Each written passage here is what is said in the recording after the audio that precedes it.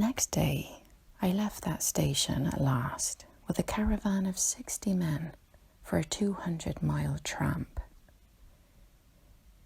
No use telling you much about that.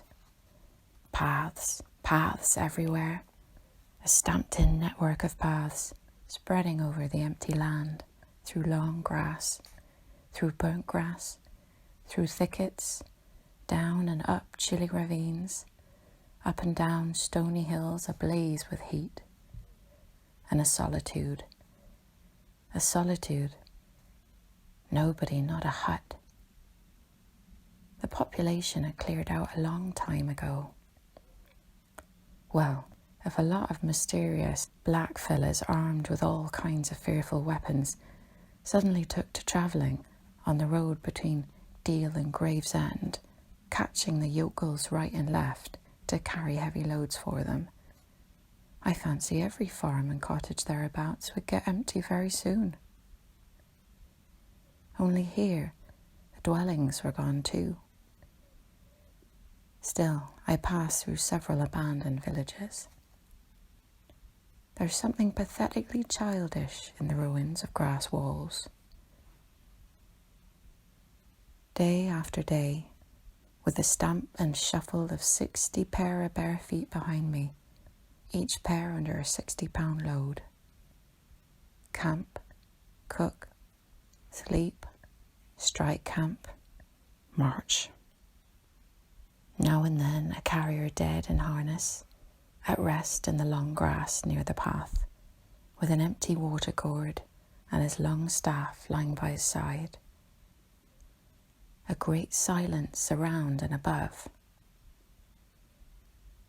Perhaps on some quiet night, the tremor of far-off drums, sinking, swelling, a tremor vast, faint, a sound weird, appealing, suggestive and wild, and perhaps with as profound a meaning as the sound of bells in a Christian country.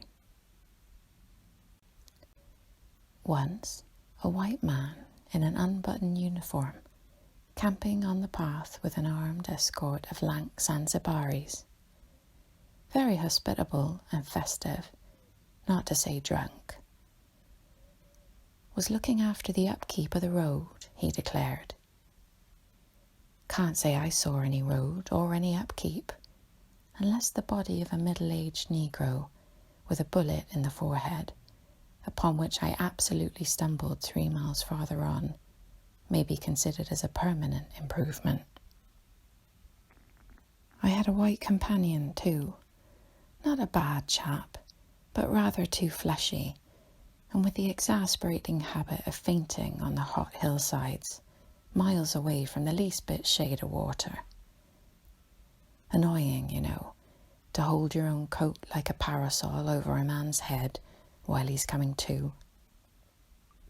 I couldn't help asking once what he meant by coming there at all. To make money, of course. What do you think? He said scornfully. Then he got fever and had to be carried in a hammock slung under a pole. As he weighed 16 stone, I had no end of rows with the carriers.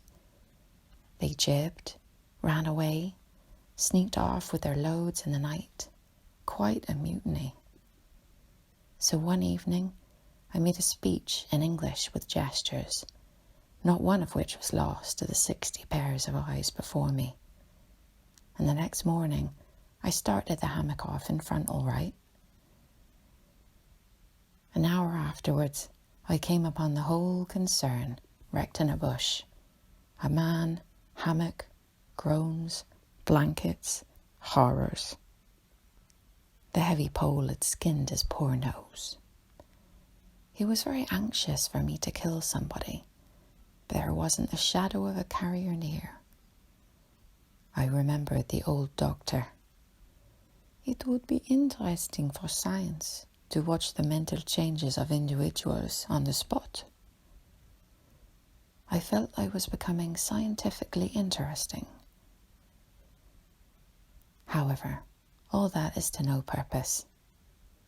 On the 15th day, I came in sight of the big river again and hobbled into the central station.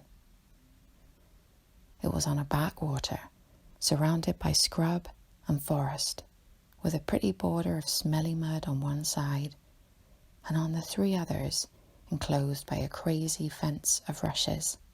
A neglected gap was all the gate it had, and the first glance at the place was enough to let you see the flabby devil was running that show. White men with long staves in their hands appeared languidly from amongst the buildings, strolling up to take a look at me, then retiring out of sight somewhere. One of them, a stout, excitable chap with black moustache, informed me with great volubility and many digressions, as soon as I told him who I was, that my steamer was at the bottom of the river. I was thunderstruck. What? How? Why? Oh, it was all right, he said. The manager himself was there. All quite correct. Everybody had behaved splendidly. Splendidly. You must, he said in agitation, go and see the general manager at once. He's waiting. I did not see the real significance of that wreck at once. I fancy I see it now, but I'm not sure. Not at all. Certainly, the affair was too stupid, when I think of it, to be altogether natural. Still. But at the moment, it presented itself simply as a confounded nuisance. The steamer was sunk. They had started 2 days before in a sudden hurry up the river, with the manager on board, in charge of some volunteer skipper, and before they had been out 3 hours, they tore the bottom out of her on stones, and she sank near the south bank. I asked myself what I was to do there, now my boat was lost. As a matter of fact, I had plenty to do in fishing my command out of the river. I had to set about it the very next day. That, and the repairs when I brought the pieces to the station, took some months. My first interview with the manager was curious. He did not ask me to sit down after my 20-mile walk that morning. He was commonplace in complexion, in feature, in manners, and in voice. He was of middle size and of ordinary build. His eyes, of the usual blue, were perhaps remarkably cold, and he certainly could make his glance fall on one as trenchant and heavy as an axe. But even at these times, the rest of his person seemed to disclaim the intention. Otherwise, there was only an indefinable, faint expression of his lips, something stealthy, a smile. Not a smile. I remember it, but I can't explain. It was unconscious, this smile was, though just after he had said something, it got intensified for an instant. It came at the end of his speeches like a seal applied on the words to make the meaning of the commonest phrase appear absolutely inscrutable. He was a common trader, from his youth up employed in these parts, nothing more. He was obeyed, yet he inspired neither love nor fear nor even respect. He inspired uneasiness. That was it, uneasiness. Not a definite mistrust, just uneasiness, nothing more. You have no idea how effective such a faculty can be. He had no genius for organizing, for initiative, or for order even. That was evident in such things as the deplorable state of the station. He had no learning and no intelligence. His position had come to him. Why? Perhaps because he was never ill. He had served 3 terms of 3 years out there, because triumphant health in the general rout of constitutions is a kind of power in itself. When he went home on leave, he rioted on a large scale, pompously. Jack ashore, with a difference, in externals only. This one could gather from his casual talk. He originated nothing. He could keep the routine going, that's all. But he was great. He was great by this little thing that it was impossible to tell what could control such a man. He never gave that secret away. Perhaps there was nothing within him. Such a suspicion made one pause, for out there were no external checks. Once, when various tropical diseases had laid low almost every agent in the station, he was heard to say, "Men who come out here should have no entrails." He sealed the utterance with that smile of his, as though it had been a door opening into a darkness he had in his keeping. You fancied you'd seen things, but the seal was on. When annoyed at meal times by the constant quarrels of the white men about precedence, he ordered an immense round table to be made, for which a special house had to be built. This was the station's mess room. Where he sat was the first place. The rest was nowhere. One felt this to be his unalterable conviction. He was neither civil nor uncivil. He was quiet. He allowed his boy, an overfed young Negro from the coast, to treat the white men under his very eyes with provoking insolence. He began to speak as soon as he saw me. I had been very long on the road. He could not wait, had to start without me. The upriver stations had to be relieved. There had been so many delays already that he did not know who was dead and who was alive and how they got on, and so on and so on. He paid no attention to my explanations, and, playing with a stick of sealing wax, repeated several times that the situation was very grave, very grave. There were rumours that a very important station was in jeopardy, and its chief, Mr. Kurtz, was ill. Hoped it was not true. Mr. Kurtz was. I felt weary and irritable. Hang Kurtz, I thought. I interrupted him by saying I had heard of Mr. Kurtz on the coast.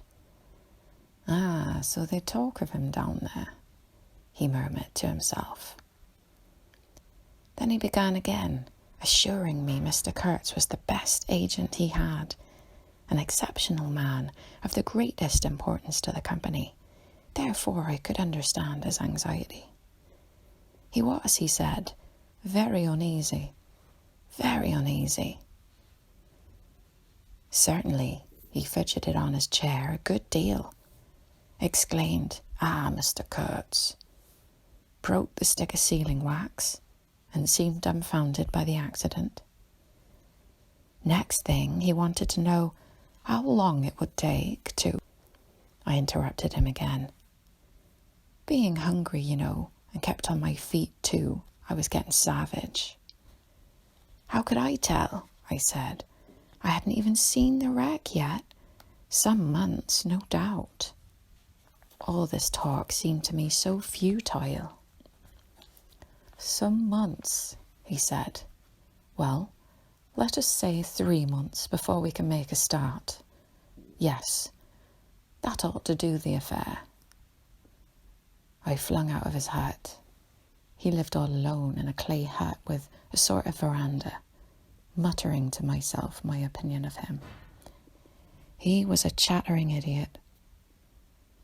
Afterwards, I took it back when it was borne in upon me startlingly with what extreme nicety he had estimated the time requisite for the affair. I went to work the next day, turning, so to speak, my back on that station. In that way only, it seemed to me, I could keep my hold on the redeeming facts of life. Still, one must look about sometimes, and then I saw this station, these men strolling aimlessly about in the sunshine of the yard. I asked myself sometimes what it all meant. They wandered here and there with their absurd long staves in their hands, like a lot of faithless pilgrims bewitched inside a rotten fence. The word ivory rang in the air, was whispered, was sighed. You would think they were praying to it. A taint of imbecile rapacity blew through it all, like a whiff from some corpse. By Jove, I'd never seen anything so unreal in my life. And outside, the silent wilderness surrounding this cleared speck on the earth struck me as something great and invincible, like evil or truth, waiting patiently for the passing away of this fantastic invasion.